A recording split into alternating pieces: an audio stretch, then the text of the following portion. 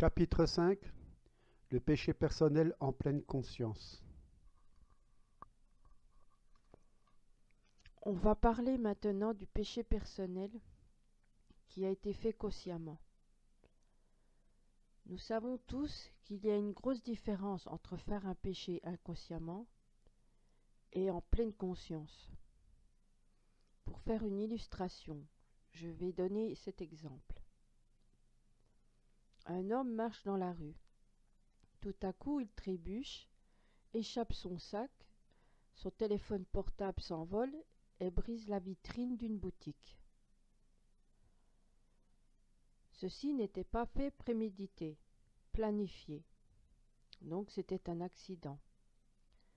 Mais s'il marche sur cette rue, il lance une pierre spécialement pour briser la vitrine, dans ce cas-là, il le fait consciemment, délibérément.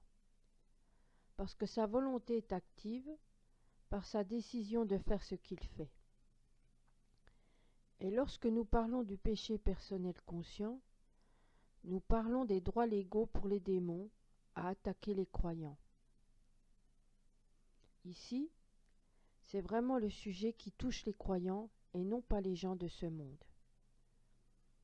Mais ça agit quand même pour les gens du monde, même s'ils ne le savent pas. Nous savons selon la parole de Dieu que les gens de ce monde sont déjà sous la domination des ténèbres. 1 Jean 5, verset 19. Nous savons que nous sommes de Dieu et que le monde entier est plongé dans le mal. Alors, si un croyant consciemment et délibérément choisit à pécher, ceci ouvre automatiquement la porte aux démons. Le choix de faire un péché est toujours lié à la rébellion. Désobéissance est considérée par Dieu comme de la sorcellerie. 1 Samuel 15 au verset 23. Car la rébellion est un péché autant que la divination, et la résistance ne l'est pas moins que l'idolâtrie et les téraphim. Puisque tu as rejeté la parole de Yahweh, il te rejette aussi afin que tu ne sois plus roi. De là est l'origine des prières sorcières de certains croyants, à cause de leur position en la rébellion. Prenons un autre exemple. Les enfants grandissent dans une atmosphère de parents croyants. Jusqu'à un certain âge, ça va bien. Mais aussitôt qu'ils deviennent plus libres de prendre leurs propres décisions dans la vie, souvent ils choisissent le péché conscient. N'ayant pas l'expérience dans le passé, et bien souvent cela les apporte à l'extrême, pire que les gens de ce monde. Par contre, le fait qu'ils étaient instruits dans la parole dans leur enfance peut les rappeler à retourner vers le Seigneur.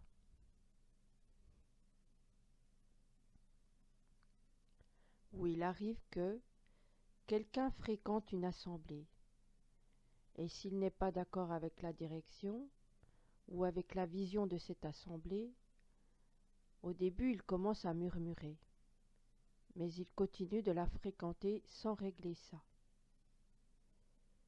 Il ne communique à personne pour corriger la situation. Ces murmures se transforment en rébellion et il commence à contaminer les autres frères et sœurs. La petite quantité de levain est suffisante pour lever toute la pâte. L'irritation augmente, plus de désir à participer dans les réunions. Les murmures, c'est une manifestation de l'incrédulité et de l'insatisfaction. Pour être honnête, il faut sortir d'un tel endroit. Ou si tu restes à accepter tout ce qui se passe là, car si tu restes sans régler cela premièrement, ceci ne sert à rien, parce que tu ne recevras rien de bon. Et c'est un chemin que Satan a pris lorsqu'il a chuté. Avez-vous déjà réfléchi pourquoi Satan n'a pas de possibilité de se repentir? Parce que le niveau de révélation qu'il a eue était supérieure à tous les niveaux. Plus proche que tu connais Dieu, plus grave peut être la chute. Hébreux 6, verset 4. Or, il est impossible que ceux qui ont été une fois illuminés et qui ont goûté le don céleste et qui ont été faits participants du Saint-Esprit, qui ont goûté la bonne parole de Dieu et les puissances de l'âge à venir, et qui sont tombés, soient renouvelés de nouveau pour la repentance. Vu que, quant à eux, ils crucifient de nouveau le Fils de Dieu et l'exposent à l'opprobre. Lisons Hébreux 10 à partir du verset 26. Car si nous péchons volontairement après avoir reçu la connaissance précise et correcte de la vérité, il ne reste plus de sacrifice pour les péchés, mais une attente terrible du jugement et l'ardeur d'un feu qui doit dévorer les adversaires.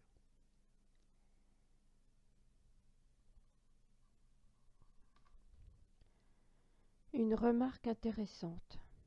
Satan est devenu le Dieu de ce siècle, parce que l'homme a été séduit par sa ruse, par la promesse de devenir comme Dieu. Lui-même s'est séduit par cette pensée, et il savait que cela va fonctionner avec les humains. Ils sont tombés sous son esclavage, et il est devenu le Dieu de ce monde. Et il faut vraiment comprendre que si quelqu'un décide de choisir le péché comme son mode de vie, après avoir reçu la conversion, il risque réellement de permettre aux démons de s'accaparer de lui. Et sa condition sera pire qu'avant sa conversion, jusqu'à ce qu'il puisse dépasser le point de non-retour, c'est-à-dire ne plus avoir la possibilité de se repentir. Et là, il sera mort définitivement. Aucune possibilité du salut. C'est grave. L'activité principale de Satan et ses démons est d'impliquer les croyants dans le péché. Toutes les attaques des démons sont dirigées vers les tentations du croyant.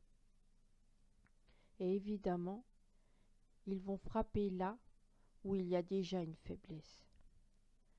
Les flèches seront envoyées là où c'est moins protégé. Il faut noter que ce n'est pas par une première fois que tu as tombé, et tout de suite le démon est entré. Et ce n'est pas sur chaque coin de la rue qu'ils s'attendent. Tu peux même vérifier si cela est arrivé, simplement en demandant dans la prière au Père de te montrer. Mais habituellement, ce n'est pas comme ça. Parce que nous parlons ici de la décision de vivre dans le péché. C'est différent. Ce sont des péchés conscients et planifiés. Il existe 3 étapes de la démonisation. Premièrement, l'influence démoniaque de l'extérieur, de l'air. C'est quand le croyant subit les attaques et la pression au niveau émotionnel et dans ses pensées de l'extérieur. Si le croyant accepte ses pensées et ses émotions sans résister, sachant que ceci ne vient pas de Dieu, ces choses vont commencer à influencer sa vie. Exemple, comment cela a été avec Jésus. Lisons Matthieu 4 à partir du verset 3. Et le tentateur, s'étant approché, lui dit, « Si tu es le Fils de Dieu, ordonne que ces pierres deviennent des pains. » Mais Jésus répondit et dit, « Il est écrit, l'être humain ne vivra pas de pain seulement, mais de toute parole qui sort de la bouche de Dieu. »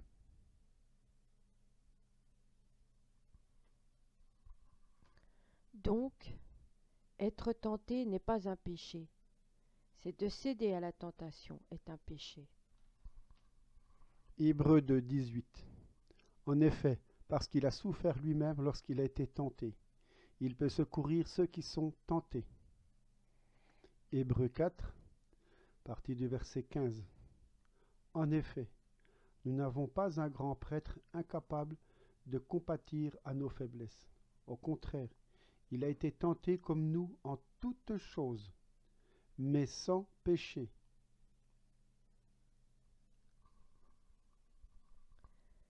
C'est pourquoi, si les pensées viennent de l'extérieur, il faut comprendre que les démons veulent qu'on les accepte comme si c'était notre propre pensée.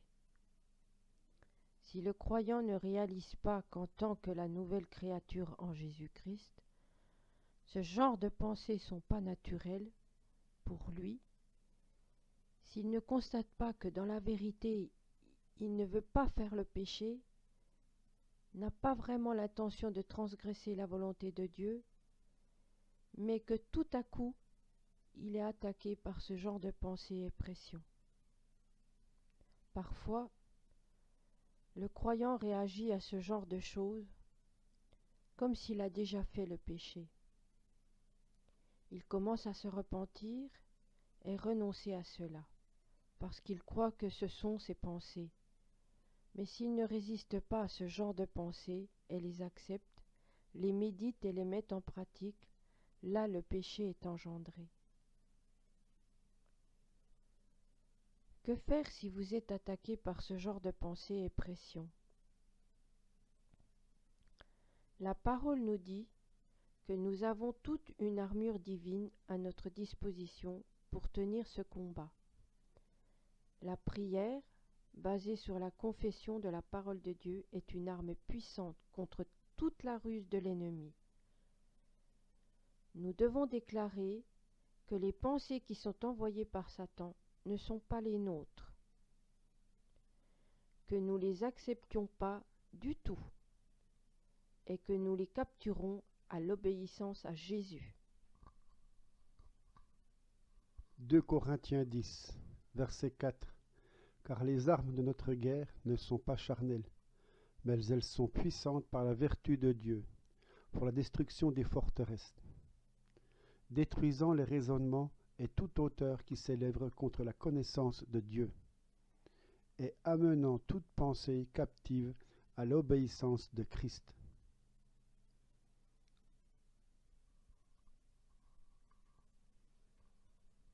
Les pensées, c'est comme une semence. Si tu permets à la semence de tomber dans la terre pour qu'elle pousse, elle va produire un fruit, le péché. C'est pareil pour les émotions. Tu ressens quelque chose qui n'est pas normal pour un enfant de Dieu. Tu pries de la même façon pour ne pas accepter cette émotion. Tu renonces à cela, lis le démon pour qu'il soit désactivé, et tu ne laisses pas passer cela pour te détruire. Très important d'agir dès le début, car si on manque au commencement, le processus se déclenche pour que le démon s'accapare de la personne. Les démons ont le droit légal à la contrôler. Le contrôle est encore de l'extérieur. Pour une illustration plus simple, ceci est comme la télécommande télévisée, laquelle contrôle la télé en distance. Parce que l'appareil de la télévision a déjà une pièce intégrée à l'intérieur qui réagit à toutes les commandes à distance. Ainsi, le contrôle des démons fonctionne de l'extérieur de la personne. Ils ne sont pas dans la personne, mais ils la contrôlent. Et au lieu d'arrêter ce contrôle, un tel croyant cède à la tentation chaque fois comme une marionnette. Il sait qu'il ne veut pas le faire, mais il le fait quand même. Après quoi, il se sent mal, tout déboussolé. Il se culpabilise. C'est ça l'œuvre de ces esprits. Leur objectif est d'empêcher le croyant à entendre la voix de Dieu, qui traîne sa vie avec l'esprit abattu sous la culpabilité. Il existe même un culte du pécheur qui à chaque réunion doit venir pour confesser ses péchés, la mentalité de quelqu'un qui est condamné à vivre comme un pécheur. Une doctrine que nous sommes des pécheurs sauvés par la grâce. C'est complètement faux. La parole nous déclare des saints. Et dans l'assemblée des saints, il n'y a pas de pécheurs. Nous sommes tous des enfants de Dieu, qui est saint. Par conséquent, nous sommes saints. Et lorsque nous péchons involontairement, ceci ne fait pas de nous des pécheurs. Parce que quand cela arrive, le sang de Jésus nous purifie. Son esprit nous convainc du péché. Nous le confessons et tout revient à la normale. Merci Seigneur, que tu m'as montré que j'ai fait quelque chose de pas correct. Je vais être plus attentif la prochaine fois. Ce n'est pas pareil pour le péché conscient. Dans ce cas, cette décision est toujours une position d'un rebelle à Dieu. Exemple. Prenons Acte 5 à partir du verset 1. Mais un homme appelé Ananias, avec Saphira sa femme, vendit une propriété et retint une partie du prix, sa femme le sachant aussi, et il apporta le reste et le déposa aux pieds des apôtres. Mais Pierre lui dit, Ananias, pourquoi Satan a-t-il rempli ton cœur, jusqu'à t'inciter à mentir au Saint-Esprit et à soustraire une partie du prix de la terre, lorsque celle-ci était encore à toi? Ne pouvais-tu pas la garder? Et même quand elle a été vendue, son prix ne restait-il pas sous ton autorité? Comment as-tu pu mettre en ton cœur un pareil dessein? Ce n'est pas à des humains que tu as menti, mais à Dieu.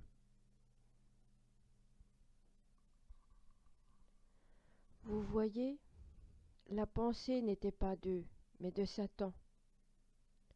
Sauf qu'ils n'ont pas résisté pour chasser la mauvaise pensée. Le résultat est très triste. Le diable s'est accaparé d'eux et les a carrément tués. Ce n'est pas les gens du monde qui ont menti à l'Esprit Saint. Ce sont des croyants nés d'en haut. Les membres de la première Église à Jérusalem. C'est pourquoi il faut être très vigilant dans tout ça. Influence démoniaque à l'intérieur d'un croyant sur une ou plusieurs sphères de sa personnalité. Il existe généralement 9 sphères de la personnalité d'un individu.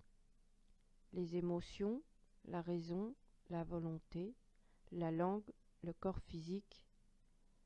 Et les démons peuvent influencer une ou plusieurs d'elles.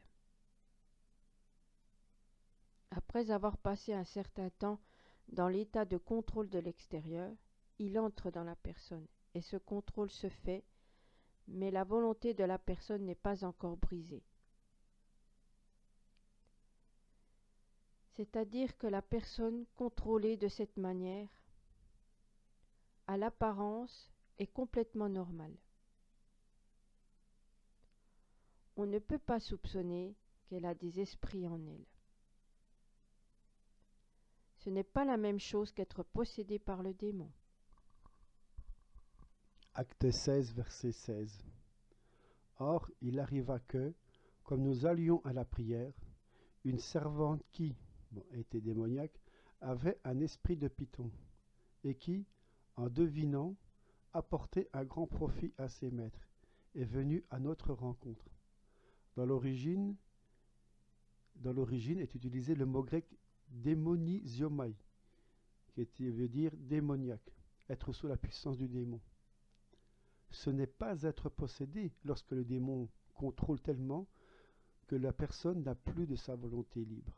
Ce sont des personnes qui sont complètement sous la domination démoniaque. Mais de quoi qu'on parle maintenant? Ce sont des croyants qui ont laissé les esprits rentrer en eux et laisser contrôler certaines sphères de leur personnalité. Pour illustrer un peu, je vais donner quelques caractéristiques de ce genre d'influence.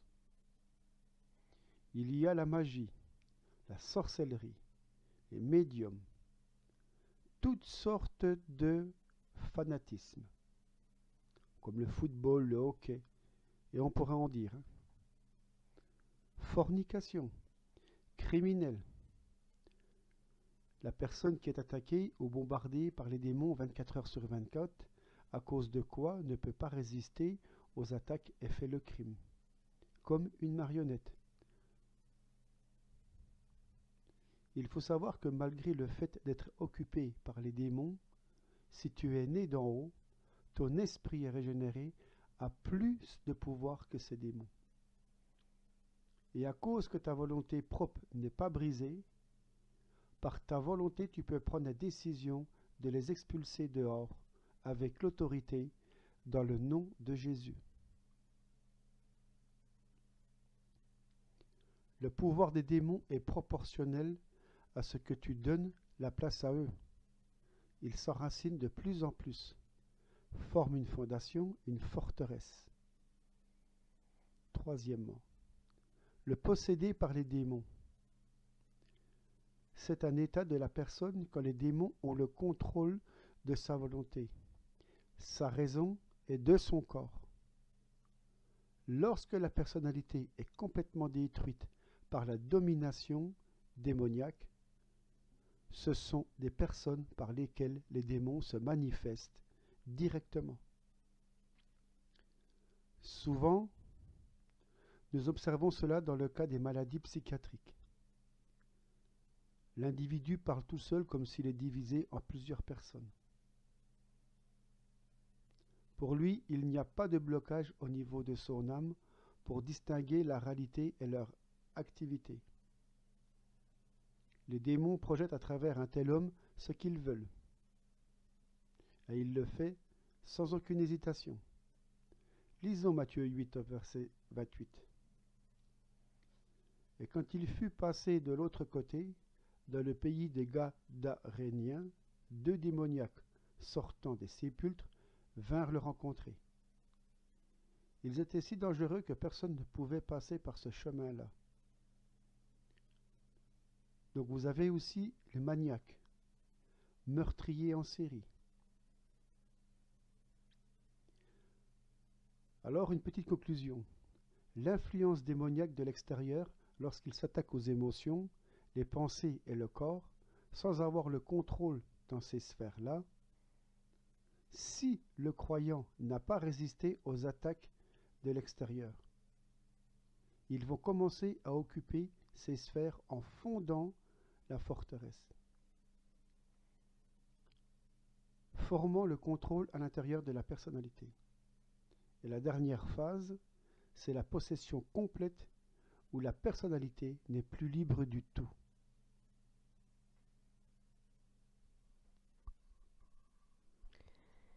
Libérer quelqu'un qui est possédé est très difficile, parce qu'il n'a pas de faculté de prendre la décision par sa volonté pour chasser les démons.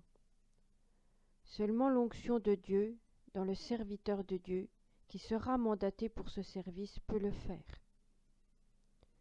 Comme Jésus l'a fait dans le cas de démoniaque de Gadara. Parce que généralement, la personne doit d'abord recevoir l'évangile, croire en sacrifice de Jésus-Christ à la croix, et seulement après, passer à la délivrance complète, étape par étape. Maintenant, quel est le meilleur remède contre le péché? Qu'est-ce que la parole dit? Prenons 1 Jean 1, à partir du verset 9. Si nous confessons nos péchés, il est fidèle et juste pour nous les pardonner et pour nous purifier de toute injustice. Alors, premièrement, confesser si tu as tombé. Ouvrir devant Dieu le péché que tu as fait. Nommer les choses comme ils sont. Deuxièmement, recevoir le pardon de Dieu. Une remarque importante. Il ne faut pas se référer aux émotions pour savoir si le pardon a eu lieu réellement. Nous devons l'accepter par la foi, puisque le Seigneur tient sa promesse. Mais si on ressent encore une pression de la culpabilité, il faut prier avec la prière de détruire la fausse culpabilité et toute influence démoniaque sur les émotions. Comprenez que la promesse de Dieu ne peut pas être annulée, et on doit l'accepter, non pas par les émotions, mais par la foi. Et troisièmement, purification de l'injustice, c'est-à-dire de détourner de ce que tu as fait. Pourquoi le péché est un accès pour le démon?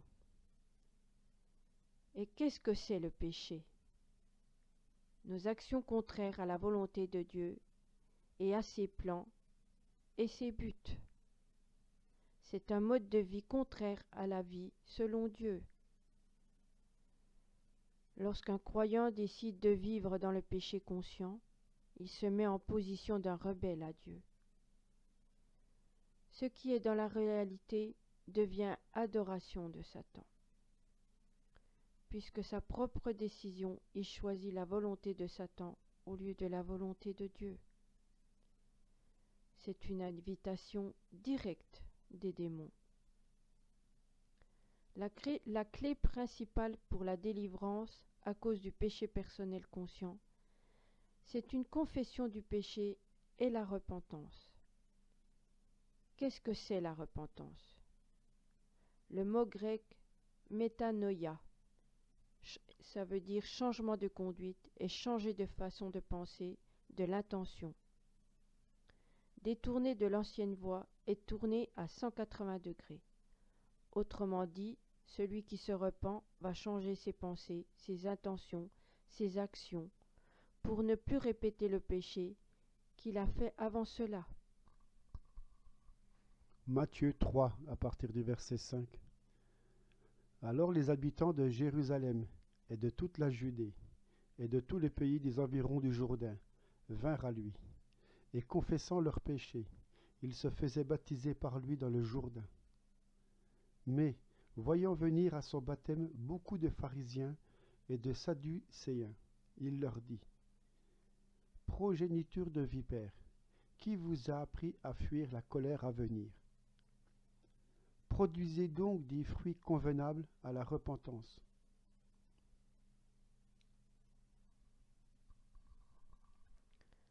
Donc, dans ce passage, on voit que confesser les péchés par la peur de la colère de Dieu n'est pas suffisant. Il faut prouver qu'on est repentant par les actes qui vont suivre dans notre vie d'après. Autrement dit, si tu ne portes pas du fruit de la repentance, il n'y a pas de repentance réelle. Et s'il n'y a pas de repentance, il n'y a pas de pardon pour ce péché. Tout est simple. Dans la situation de la dépendance quelconque, par exemple de la cigarette, il faut comprendre comment ça fonctionne. Le croyant repentant décide d'en finir. Il détruit le paquet de cigarettes et il demande dans sa prière à Dieu de lui donner la grâce et la force de résister à la tentation. Il va mettre en action toute sa volonté et il va mener le combat en gagnant de plus en plus malgré ses nombreuses chutes. Mais chaque fois, entre les chutes, il va avoir un décalage de plus en plus long. Et finalement, un beau jour, il ne tombera plus. Par la persévérance et la foi, la victoire sera remportée. Cet homme n'aura plus aucun désir pour recommencer, aucune envie. Parce qu'après avoir fait la repentance, le raisonnement est changé. Tu ne veux plus marcher comme avant. Mais à cause de la dépendance, il y a un combat. Mais si tu n'as pas de combat du tout, c'est parce que tu n'as pas de repentance. Ces gens-là disent souvent « Acceptez-moi comme je suis ». Cela démontre qu'ils ne veulent pas vraiment changer leur direction et ne permettent pas à Dieu de devenir leur Seigneur. Nous pouvons accepter la personne comme elle est, mais cela ne se passe pas au ciel. Dieu te donne son esprit pour que tu puisses vaincre le péché, Mais si tu restes passif, il n'y a plus d'autre moyen de recevoir ton salut. Car Jésus est mort à la croix une seule fois pour toutes.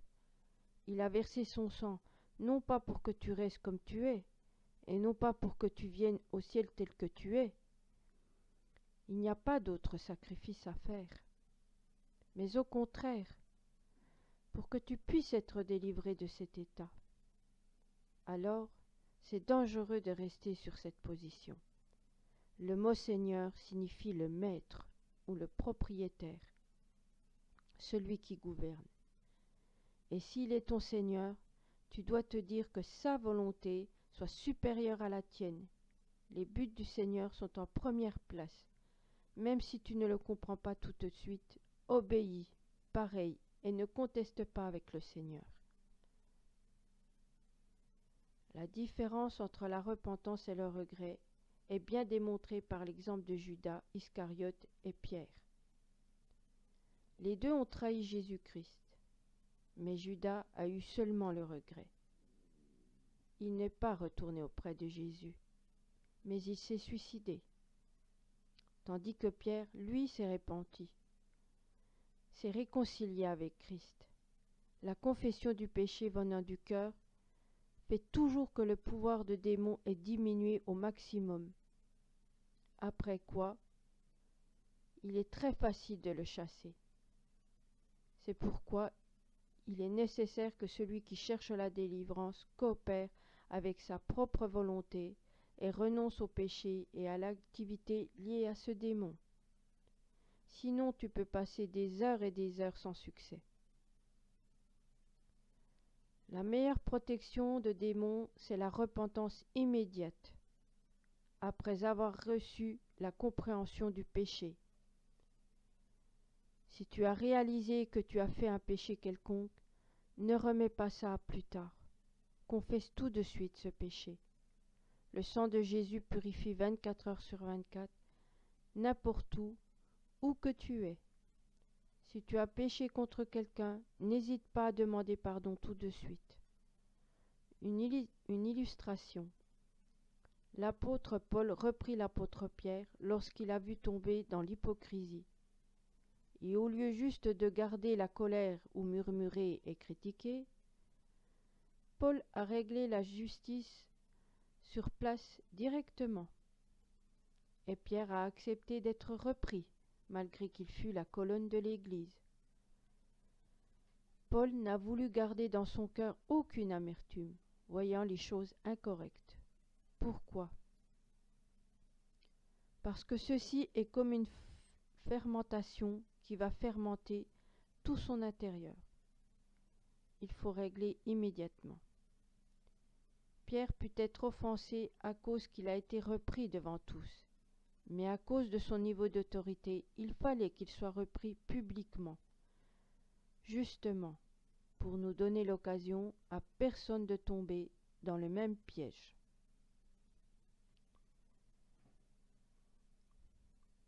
C'est la raison pourquoi, lorsqu'il s'agit d'un pasteur qui pêche, il faut le reprendre publiquement, à cause de son niveau d'autorité. Si une sœur ou un frère, on doit procéder selon l'instruction donnée par Jésus dans l'évangile de Matthieu. Matthieu 18, versets 15 à 18. Parce qu'il faut veiller sur la pureté dans l'assemblée. Sinon, une petite quantité du levain va lever tout. Le péché va se propager dans l'assemblée sur les autres membres, et surtout si c'est un pasteur. De même, concernant le péché personnel, il faut régler immédiatement. Si le Seigneur a montré que tu as péché, ne remets pas ça à une autre fois, mais confesse-le et repens-toi aussitôt. Une erreur importante est souvent remarquée dans les cas de la délivrance des chrétiens qui ne sont pas instruits dans ce sujet. La personne confesse ses péchés et se repent, on est d'accord. Mais à cause qu'elle ne croit pas que les démons peuvent être dans le croyant après sa conversion, elle ne les chasse pas. Et cette personne fait des tentatives de vivre dans la sainteté. mais elle n'y arrive pas. Elle est constamment dans des combats terribles et épuisants. Elle souffre elle-même et fait souffrir les autres autour d'elle. Mais aussitôt qu'on explique que la racine de ces problèmes, ce sont les démons non chassés, tout ça se règle très vite.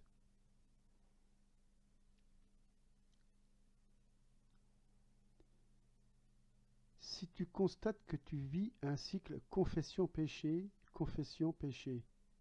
ce n'est pas la vie d'un croyant normal.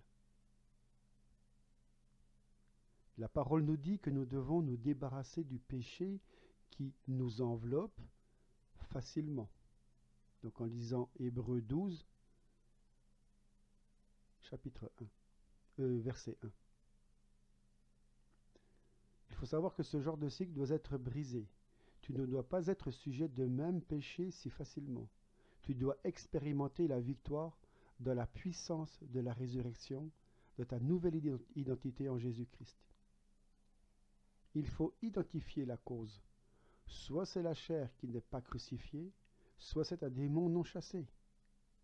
Mais il faut régler cela.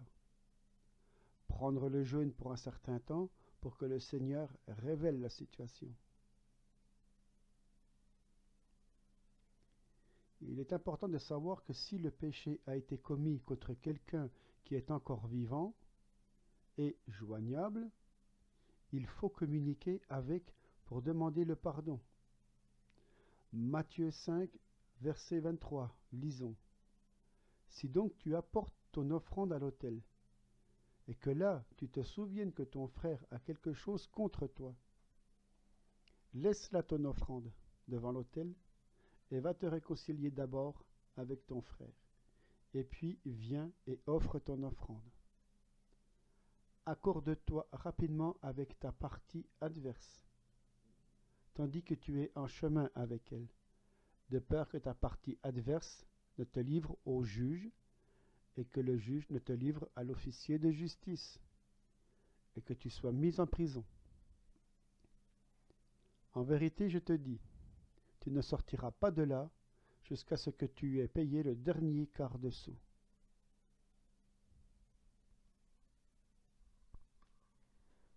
Remarquez que Jésus dit ici, si ton frère a quelque chose contre toi, mais c'est toi qui dois aller te réconcilier.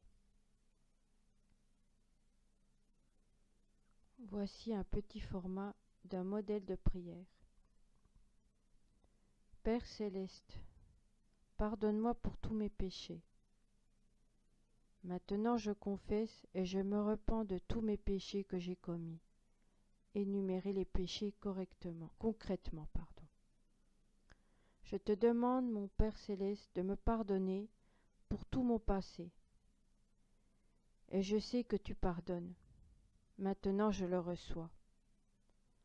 Donne-moi le discernement pour les tentations dans l'avenir, et donne-moi la puissance du Saint-Esprit pour résister lorsqu'ils viendront. Maintenant, par ma décision, par ma volonté, je m'accorde à résister à toutes sortes de péchés qui avaient la place dans ma vie d'avant. Aide-moi, Seigneur, de vivre dans la sainteté et dans la vérité. Je me détourne de tous ces péchés. Je te remercie pour le sang de Jésus qui a coulé pour que je puisse être purifié. Et je reçois le pardon et la purification de toutes les souillures de ces péchés. Au nom de Jésus-Christ. Amen.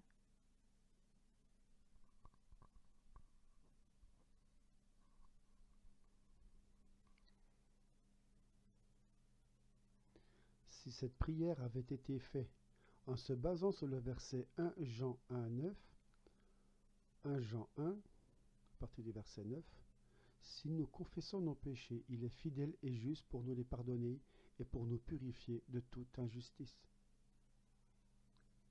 Après quoi, vous pouvez prier avec la prière de commandement pour chasser les démons.